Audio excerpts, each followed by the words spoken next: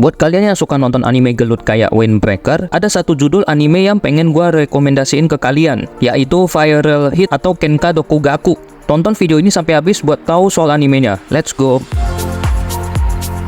Walaupun keduanya sama-sama anime yang nyeritain gelut-gelut atau perkelahian, inti ceritanya ini beda. Windbreaker gelutnya antar geng, sedangkan Viral Hit gelutnya demi konten. Kalian gak salah denger. Emang anime ini nyeritain soal penyutupan, plesetan YouTube di animenya. Di awal-awal ada murid yang jadi YouTuber bernama Pak Go.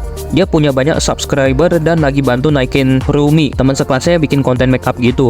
MC kita Hobin jadi samsak karena mukanya dijadiin model makeup yang menurut gua emang niatnya tuh ngeledek. Tapi karena Hobin gak ngikutin arahannya Pak Go dan Rumi, kameramennya Pak Go si Jigsaw marah-marah dan menyerangnya. Gak lama keduanya dengar kalau Rumi bisa dapat 30.000 yen dari streaming dan mereka jadi punya pikiran yang sama, yaitu bikin YouTube. Jigsaw mikir buat pakai rekeningnya ibunya Hobin yang lagi sakit. Dia juga masuk ke rumahnya Hobin dan streaming pakai komputernya Hobin serta maksa dia bikinin makanan.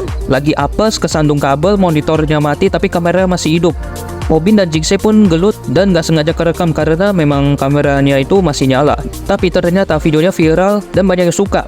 Jigsaw pun nyoba untuk negosiasi sama Hobin supaya dia bisa kerja sama Hobin. Dan Hobin setuju kalau dia bisa dapat 90% dari hasilnya dan Jigsaw cuma 10%-nya. Tujuan mereka adalah membongkar pembulian. Misalnya, Hobin cepu soal kebohongan Pak Go yang bilang mau giveaway di YouTube-nya. Si Hobin juga dipukulin sama Pak Go dan Jigsaw diam-diam udah merekam. Gara-gara itu, Pak Go kena bully dan dibilang settingan. Sampai-sampai ada menghitung mundur jumlah subscribernya yang turun terus. Karena videonya pendek-pendek, dia mulai belajar gelut lewat YouTube yang bahkan nama akunnya tipe, yaitu How to Fight hanya pakai N. Tujuannya agar durasi bisa lebih panjang dan bisa menyelipkan ads. Semua Hobin lakukan agar bisa membayar tagihan rumah sakit ibunya. Buat gua Kenka Dokugaku seru buat ditonton karena ceritanya emang bagus dan lumayan kocak. Kita bisa lihat perkembangan karakternya si Hobin yang awalnya dibully sama Pak Go dan yang lainnya juga. Lama-lama bangkit dan bisa menjadi lebih baik. Awalnya dia cuma kerja sampingan dengan gaji 5.000 yen sehari dan setiap bulan dia harus bayar 30.000 yen untuk cicilan rumah sakit ibunya. Dengan jadi YouTuber, dia bisa dapat duit lebih banyak dan gak pusing soal duit lagi.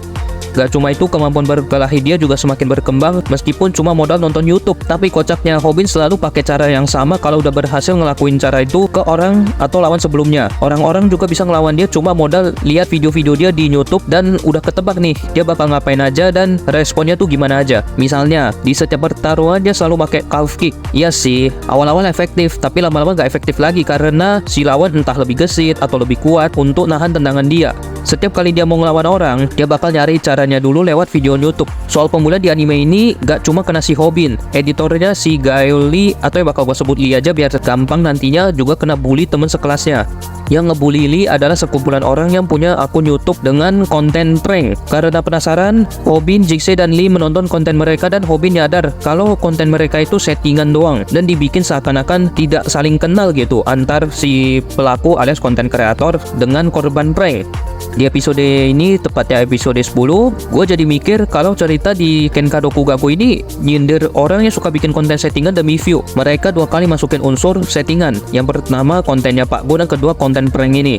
Oh iya, walaupun di subtitlenya namanya Hobin, Bomi, Jigsaw, dan lainnya, tapi kalau kalian dengerin baik-baik, namanya itu beda. Contoh, Bomi di animenya jadi Asamiya Kaho, Hobin jadi Shimura Kota, Lee jadi Yashio Aki, dan Jigsaw jadi Kanegon. Sekarang, gue akan memberikan pendapat gue tentang anime ini. Gue bingung sih milih ini atau Windbreaker untuk musim ini.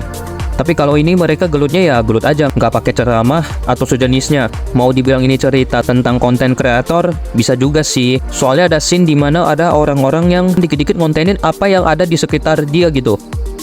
Belum lagi soal settingan demi view, kebohongan di balik konten Pak Go, atau pendapat Rumi tentang drama yang disukai oleh penonton tanpa mau tahu bener enggaknya. Gua merasa ini bener kayak yang sering kita lihat di sosmed. Mereka cuma mau lihat dramanya, cuma mau lihat beritanya, tapi nggak mau tahu ini bener apa enggak. Balik lagi ke pendapat gua nggak nyangka gua bisa menikmati anime ini karena awalnya gua juga nggak mau nonton. Tapi abis gua nonton sinopsisnya di salah satu shorts di YouTube, gua jadi tertarik dan gua nggak nyesel nonton anime ini. Cuma emang kadang sebel sih lihat si Hobin yang skillnya gitu-gitu aja. Tapi kalau mau mikir, maklum aja, dia bukan profesional. Intinya bisa menang dari lawannya, itu udah lebih dari cukup. Nah, itu pendapat gua tentang anime Viral Hit atau Kenka Dokugaku.